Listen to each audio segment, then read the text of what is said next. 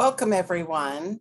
I'm Barbara Way. I am the Executive Director of the Front Royal Women's Resource Center. The Front Royal Women's Resource Center is a 501c3 nonprofit. We have been operating for 25 years, and this is our 25th. What we do is to basically connect women and girls through our networking and our grants. Our vision is empowering women to change their world. And we've got, I think, wonderful things happening here. We do our monthly WomanGathering, of which you're attending. There are other ways we connect and reach out to each other, and I absolutely hope that you will check us out.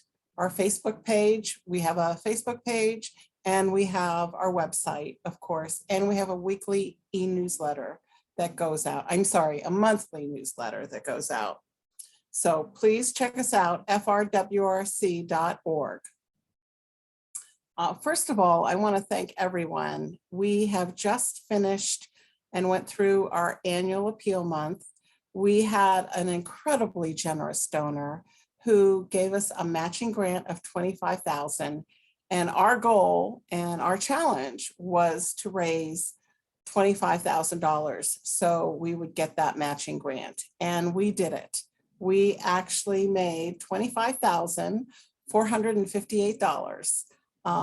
And so we will have a total of $50,000. So for all of you, big and small, who donated, thank you. Thank you so much. We are so deeply grateful. Now, what I really want to do is introduce you to our host, Eka Kapiotis, who will introduce you to our guests. And to do that, I want to just say quickly, Eka is an integrated body worker. She is a very long time member and supporter of the Front Royal Women's Resource Center. She is the creator and the owner of Dream Weaving Way.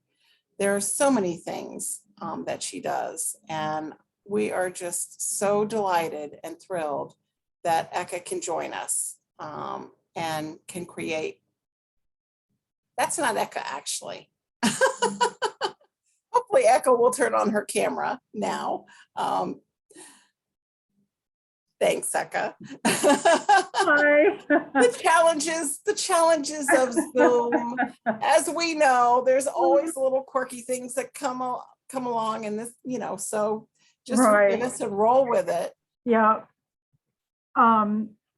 Well, thank you so much. Hey, congratulations. I'm so thrilled that you guys did that. Yay. I know. It is. Wow. We're so excited. I can barely believe it myself. I'm so thrilled. So, and there was, so many wonderful people that stepped up to the plate. I can't even begin to name them all, but we're very appreciative. Yeah. So it's wonderful because I know that the money goes directly to assisting girls and women in their dreams, making their dreams come true, right? Yes, exactly. Exactly. So it means more money for all of that. So yes, more money for everyone. Yay. Yeah. Yes, it's always wonderful to give money away. Yeah. All right. Well, I'm going to turn it over to you and let you introduce our guests. So thanks so much, Eka. Thank you. All right. I am very thrilled to be able to introduce you to Jennifer Coelho, and Jennifer, at any time, feel free to turn on your camera and unmute yourself. Hi. Hi, Eka. How are you? Oh, good. How are you? I'm fine. Thank you for the invitation. Oh, Jennifer, I'm really happy that you're here. I mean, you've come into our community and you've created a number of firsts already. And one is being the first female administrator of Warren Memorial Hospital, and the other is being the first Hispanic female vice president at Valley Health. And I kind of have a feeling you have a lot of firsts under your belt. Is that right? Perhaps. I've never really sat back and counted them. You just try to do the best you can wherever wherever you are, bloom where you're planted, as the saying goes. So tell us a little bit about what brought you to Front Royal, and what brought you here, because you're originally from Virginia, right? Well, originally I'm Hispanic. I was born in Ecuador, country in Oh. South America, but was raised in Northern Virginia, Arlington. Always had an interest in healthcare, knew from a very young age I would do something in healthcare. Of course, as a youth, I think most youth only think of healthcare as either being a doctor or a nurse. They don't think of all the other professions that go into healthcare, be it pharmacists, respiratory therapists. I mean, you name it, there's just an opportunity within the healthcare space. And I ended up, after a lot of soul searching, ended up working at a National Health Quality Association back in the DC area. I had left Arlington to go to college at the University of Virginia, left there, went back to the DC area and worked at this National Health Quality Association, where its focus was to build and promote quality throughout the healthcare facilities in the country. And I think that was a pivotal experience in that it helped me understand that it doesn't matter how great your hospital policies are if you don't have the right people in administration or other positions of leadership to operationalize those policies. And so I left that organization and went back to school full time at the Medical College of Virginia to study hospital administration, and then just began my career working my way up from a lowly resident administrator to a director. I've been an assistant administrator. I've been a chief operating officer at 3 hospitals. And now they don't call it president here at Valley Health. They call it administrator. So worked in Virginia, West Virginia, Ohio, and Georgia. But this is the opportunity to come back to Virginia, which is where I call home. So been in the community about 3 months. Still learning quite a bit about not just the hospital, but Valley Health as an organization, and then, of course, the community. Well, wonderful. I'm sorry, something just popped up and it was right in front of your face, and it was like all of a sudden can't see you when the chat box comes in. So anyway, well, you have been all around. You've traveled a lot, and you've really worked your way up, as you said. It sounds like you've had a lot of opportunities and that you have really embraced your journey to get here. But I'm really wondering, what made you decide to come to Valley Health, and particularly to Warren Memorial? It was a combination of things. First, it was the opportunity to be in an organization the size of Valley Health. Most of my previous organizations were large hospital management companies that owned between 100 and 200 hospitals. And so even if you were in a position of leadership or an administrator at those hospitals, there were just so many additional layers before you're at the corporate table, helping to formulate strategy and decisions. And so the size of Valley Health appealed to me. And then even more specifically, Warren Memorial Hospital appealed to me because it was an opportunity to grow with the hospital. Valley Health had just invested $100 million to the facility, and so they were looking for a hospital leader that could help build and grow the programs there. Certainly, that type of investment would not have been done if the company did not see value in providing those services to the community and see a need for services to that community. And plus, I just like the small size of Warren Hospital. I'm a people person. And even though I've worked at hospitals as large as 758 beds, my personality is more aligned with, knowing your staff, and the size and scope of the role here allows me to do just that. That's really fabulous. And I bet you that people really do appreciate that, because I worked at Warren for 9 years, and I know it was really wonderful that it was very small, and you did get to know the administrators really well. And, there was just a sense of community that I think is probably lacking in those bigger hospitals.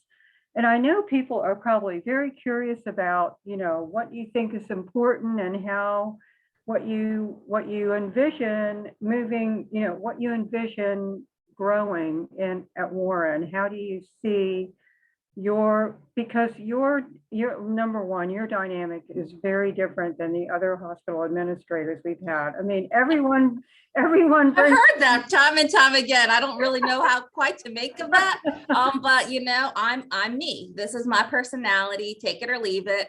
But it has served me well in life. I will just say that. Yes, and I will tell you, I think it's a very good thing. Not that there was anything wrong previously, that's not at all what I'm saying, but it's just so wonderful to have somebody with a completely different dynamic, and someone who really has a different vision. Anyway, so I'm wondering what kind of growth, what new services, what do you see happening at Warren? I'll answer that by first saying what I don't see. Okay. I don't see us becoming a smaller version of Winchester Medical Center. That is not my goal. That's not Valley Health's goal. I think we have our own place and our own niche. There are specific needs in Warren County that this hospital aims to serve. And so I see us being more of a, to use a term that, perhaps has some connotations mixed to it, a boutique type hospital, in that we are specialized in niche areas.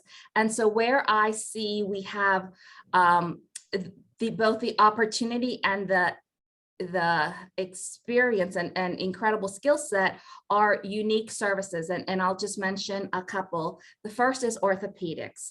We recently, and when I say recently, I'm talking like 2 weeks ago,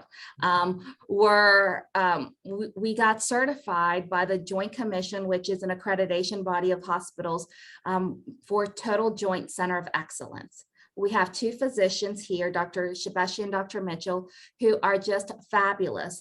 And this is a Center of Excellence, a certification that we have is the only one in Valley Health of all their 6 hospitals. So that's something we're incredibly proud of, and an example of a service that we think we can really be the market leaders in. And so that's what I'm trying to do is, again, not be all things to all people, but really identify where our strengths are and really capitalize on that. So in addition to ortho, we do a lot of procedural work, both in outpatient surgeries and imaging is another area where we excel at. We are going to be here in the next few months, this winter, we're going to be getting a fixed MRI unit, which will allow us to have 24/7 coverage. Right now, we just have a mobile unit. And so this is yet another example of Valley Health putting in the resources to really meet the need of the community. And so to make that really practical, and I'm excited because being a massage therapist, I work with a lot of people that have had joints replaced. So, and Winchester Medical Center has an excellent reputation for that. So I find it pretty amazing and wonderful that now Warren is actually accredited in this way, which is unique to Warren. And so what does that mean for people in the community? Like if they need a knee or a shoulder, what kind of things on a very practical level will people be able to do here? Well, I think the certification just recognizes the hard work of the entire team. And so to answer your question, as a practical matter, I think what it does is give the community a sense of confidence that they are getting the best possible care while at our hospital. Because when you are undergoing a procedure such as that, it really is comprehensive. It includes the pre-op care, what's done at the doctor's office. It includes what's done during your hospitalization for that actual surgical procedure. And then it includes the post-surgical care, which of course includes the rehab. So the fact that they could get A to Z service for that entire procedure here and have that sense of confidence that it can be done, and it can be done with exceptional care as recognized by a national organization such as the Joint Commission. I just think that speaks volume to the talent and the dedication of our staff as well as our providers. Absolutely. I mean, that it's really big to get that kind of accreditation. And so so people will be assured that they can come into the system and they can do everything that they need at Warren and not have to go off to Fauquier County or Winchester. That's the goal. A to Z, they can get a new, shoulder, knee, what kind of things might they get replaced there? We do shoulders, knees, hips. Okay. We do it all. Okay, great. Well, that's wonderful. Okay, and then you also mentioned about this MRI. And so in what kind of situation would someone need to use that or want to use that?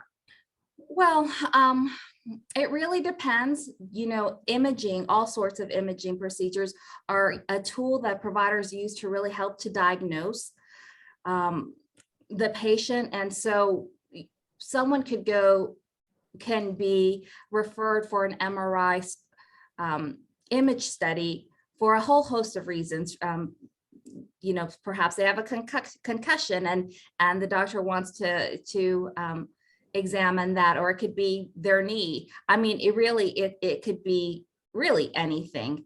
That is an outpatient procedure. And so the convenience is that one could schedule it at the time that is most convenient to them. Right. And so say if someone had an emergency and they came in, at some point they would be able to get the MRI right here. They wouldn't have to go to Winchester or somewhere else. Correct. And that's the goal that we have at Warren. When I say we're not trying to be Winchester, I really want to be clear that there are some things that we will never do at Warren. We're never going to do open heart surgeries. We're not going to do transplants, things like that. So there is certainly there are certain cases where the patient, for a variety of reasons, will need to be transferred to Winchester or a higher level of care. But for the cases that make sense to keep at our hospital, we're going to do all we can to keep them there, because I think that's what the community wants. They want to be able to receive care at their own community hospital, and that's what we're hoping to do. And our staff and our physicians are all aligned in that priority. That is great. And I know that I agree with you that is important to our community. It will really provide a great convenience for a lot of people. So I think that's wonderful. And I know that you are very patient-centered, but you also have a fair amount of certifications and awards that you have achieved along your way. Yes. So you have, can you say just a little bit about that? Because it's impressive. You have an impressive resume. Well, thank you. It's interesting you say I'm patient-centered, because my very first job in healthcare was as a patient representative. Back when I was in college at UVA, I served as a patient representative. And then my first director job was the director of guest services, which really was an umbrella department that encompassed if the patient reps, the greeters, the transporters, the volunteers. And so patient services has always been something that I've recognized as being the foundation of providing good care. As to your other question about my certifications, probably for the same reason that I'm as excited as I am about that total Total Joint Center of Excellence certification. I think when you have the opportunity to have an outside body independently take a look at your program and your skill set and evaluate that and do almost a comparison of how you stack against the competitor, I think that's always a good opportunity to find strengths and weaknesses. And so as I've progressed in my career, I've always wanted to identify those types of similar opportunities where I can really examine if I pass muster. And one way that you can do that is by becoming board certified. And just like physicians have the opportunity to be board certified in their area of medicine, hospital administrators also can be board certified. It's not a requirement. Most hospitals do not require it. But I always thought that would be an opportunity for how I could stand out. So I am board certified as a healthcare executive. So that's what that FACHE title, it means that you're a fellow of the American College of Healthcare Executives. And then within that organization, they do a whole bunch of awards, both regionally as well as nationally. You're nominated by your local chapter, and then it's basically a selection process until you get to that national competition. And many years ago, back in, gosh, probably about 5-10 years ago now, I did win the American College of Healthcare Executives Regent Award, which is, certainly a great achievement, and I'm certainly proud of it. Yes. Well, congratulations. It served me well in my career. Well, I feel like we're very lucky to have you in our community. So Oh, thank you. yes, thank you. And I wonder about that, because I know sometimes women in roles that have been previously more male dominated, sometimes they feel like they have to do more, in order to succeed. Is that something that's driven you, or are you just naturally, really drawn to this? What kind of challenges do you feel like your challenges have been any different? And I'm sorry to ask you all these questions at the time. I don't think the challenges are different when you're running a hospital. Whether I was a white male or a Hispanic female, I think the challenges are the same. I think what the difference is that perhaps the decisions that I've made perhaps get, I don't even want to say challenged, but I certainly feel like I may have to defend them more than someone who may look different than me. But I don't really, it's more of a frustration than anything else, because I'm confident in the decisions I make. So I don't have a problem defending that decision. It's more of a frustration that I have to go through the motions. And certain organizations have, I've had to do that a little more than others. I will say that in my current role, I have not had to do that. I've had incredible support from the corporate leadership and the acute care leadership here at Valley Health. Fabulous. I'm glad to hear it. Yeah. Yes, I'm really glad to hear that. And so, sorry, if I have a question and I'm trying to think of how to ask it. Do you what do you feel that you bring to Warren that is unique, that is special because of your personal journey? Because your personal journey has been very different than many journeys of people who have been in the administration. And do you feel like there's anything unique or of something that you bring besides your amazing credentials and drive and confidence? Well, thanks. Yes. Well, I think the most obvious thing I bring is my perspective as a Hispanic female. I believe strongly that an organization, particularly the size of our hospital or even our organization, we've got about 500 employees here at Warren Hospital, 6,000 within Valley Health, the organization. I just think it is incumbent for those organizations to have their leadership represent the community they serve. And certainly in Warren County, and I don't know the statistics, but there is a Hispanic population. And so it only makes sense to me that the leadership team here represents the demographics of the community we serve.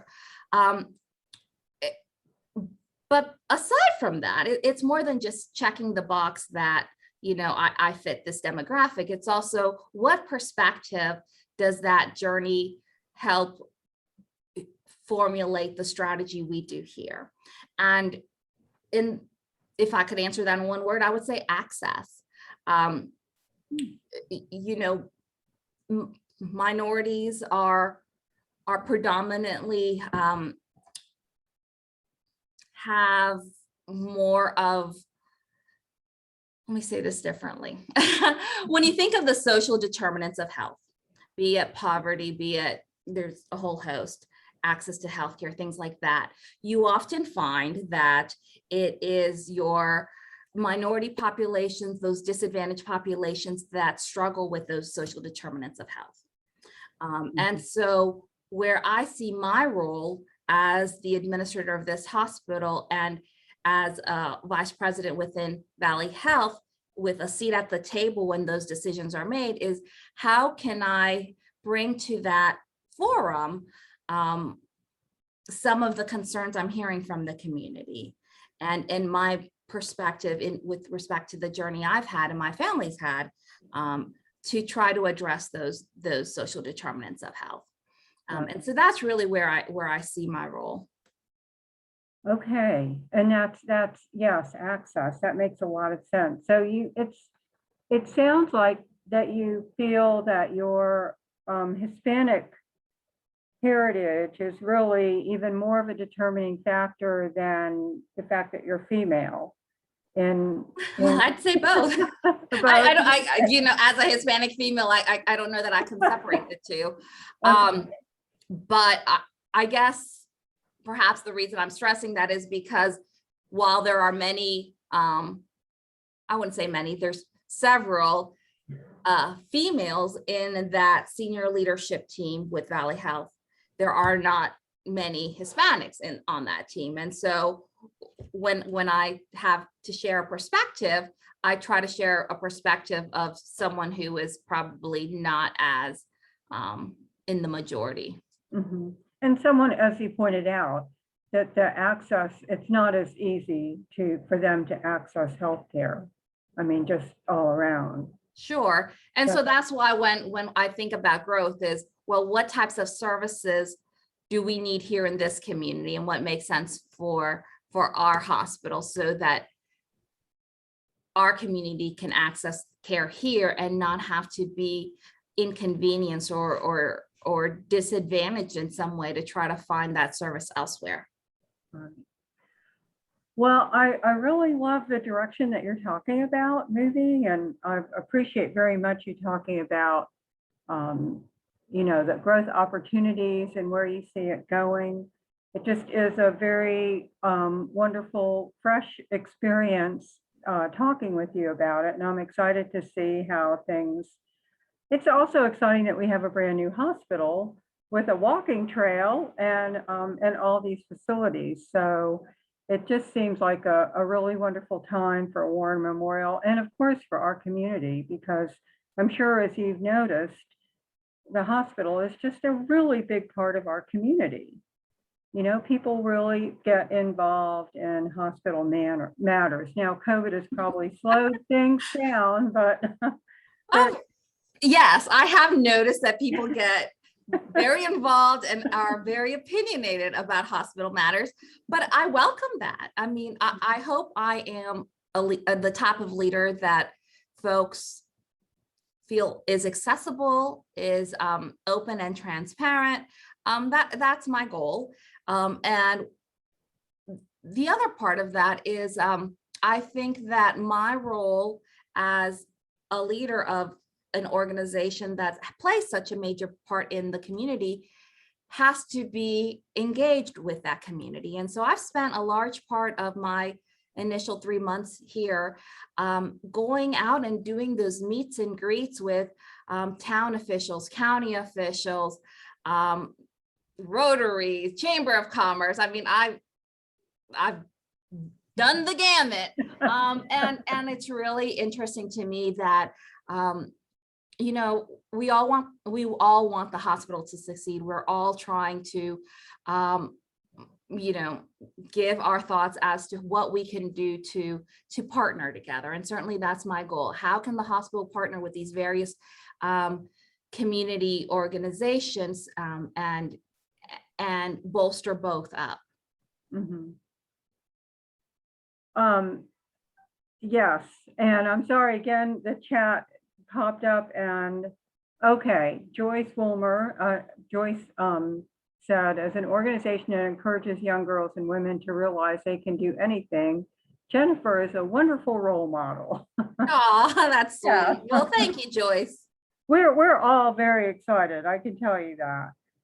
So, so Jennifer, I wanted to ask you, is there anything, speaking of that, being a role model, is there anything that you would like to share about your journey, or, you know, advice you might want to give about to other young women that might see you, and not only young women, older women too, that see you as a role model? Because I think we're all, you know, you're never too old to change or open your mind or see things in a different way. So yeah, is there anything that you'd like to leave people with? Well, I mean, I guess I would say that if you have a dream, you just need to follow it. It's going to require hard work and a lot of dedication to it, but just not to be sidetracked. There's a lot of distractions, and it's easy to be sidetracked, but if you have a goal and you're willing to work hard, it's certainly achievable. And I appreciate this opportunity to speak before this group, because networking is such an important, and networking and professional development are such important parts of being able to grow personally and professionally. And certainly as I've moved up in my career, I've had to rely, I think I shared with you in one of our earlier conversations, my undergraduate degrees in psychology and my graduate degree is in hospital administration. And I often joke with people, I probably use my psychology degree more on a daily basis than I do my hospital management degree. And so having those mentorships, having those networking relationships, and being able to build those personal relationships where you could have that sort of collegial interchange, I think is important for your growth. Yeah, and you know, I do find that you are extremely accessible and, you know, very engaged. You're a very engaging person to talk with. Oh, well, thank you. So I see how that has, I can see that has served you well. And that it has also, your determination has served you well. So welcome again. I'm going to wrap this up and turn it over to Barbara in a minute, but was there anything else that you would like the community to know before we wrap it up? Well, only that our hospital is here to serve the community, and that as a large organization within the community, my expectation, not just of me and my executive team, but all of our leaders, is that they will also take an active role in the community. And so I hope you will find that in this new Warren leadership, we will have ambassadors out in the community so that if there is an area where you feel we could improve, that there will be that collaboration and that open exchange, because we are certainly committed to doing right by our patients and by the community. Great, thank you so much. Thank you so much for that. And as you're talking about that, I'm imagining, I think on United Volunteer Day, people go out. Day of Caring. Day of Caring, that's Yes. it. They go out, and I'm, imagining the other VPs out there with a shovel and raking and doing things like that. We'll be happy to do that. Okay. Thank you so much. My pleasure. Barb was asking to me any questions. I'm not sure what that meant, but anyway. Did you have any questions for us? I'm not sure. Let me just say really quickly that, one of the big things that we do here is that we have what's called the Dare to Dream grant. And we start to take applications in November, and women can apply for up to $1,000 grant to make their dreams come true. And so we've done all kinds of things like help people start businesses, help them get training so that they could get a new job or go to school, get a laptop so that they could complete training. We've actually helped some people, I believe, do the training that was necessary to get a job at Warren Memorial. Oh, Yeah. that's wonderful. We've done a lot of different things. And so those awards are given in March. And now that we've had such a monumental, I don't know if you heard the beginning, but we heard, okay, does anyone have any questions that they would like to ask Jennifer? Please either put it in a Facebook Live or in the chat, and I will ask her.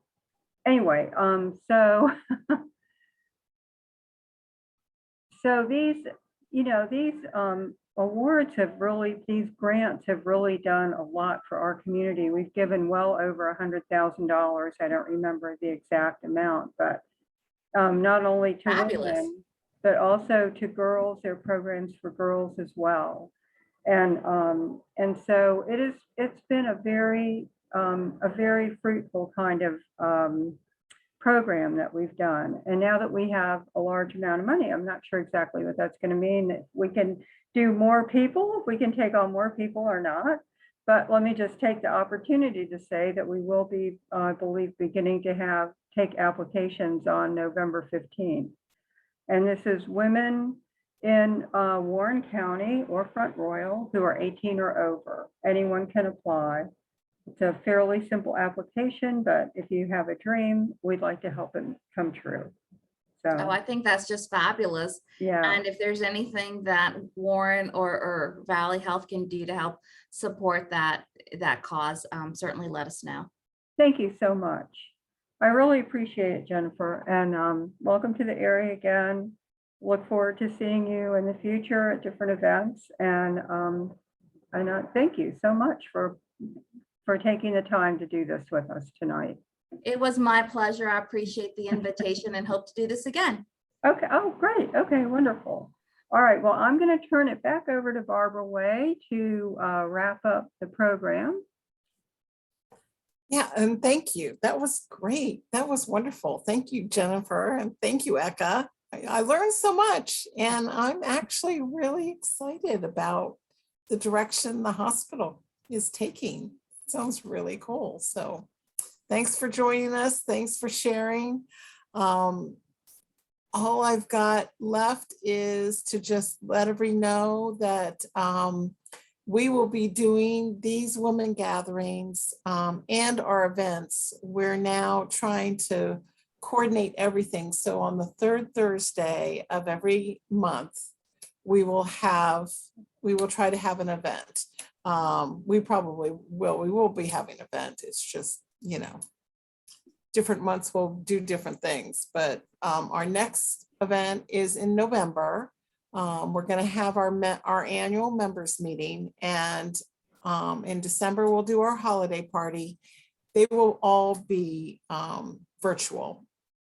We did make the decision to just go virtual for the rest of the year at the very least. So we hope you'll all join us. There are all sorts of things you can do to find out about us or to join our organization. I think I mentioned before our website and our Facebook and our monthly newsletter. So please join us. I think one of the best things we do is connect women and girls to each other, and that's what we're all about. So I don't think I have anything more. I know that there's more. There's more woman gatherings. We'll start in January. Like I said, November is our meeting. December is our party, and January we'll start with our woman gathering. And I think that's about it. And thank you, Eka. Thank you, Jennifer, so much. Really appreciate it. Thank you, Barbara. All right. See you next time. Thank All right. you. See you Bye-bye. next time. Bye. Bye-bye.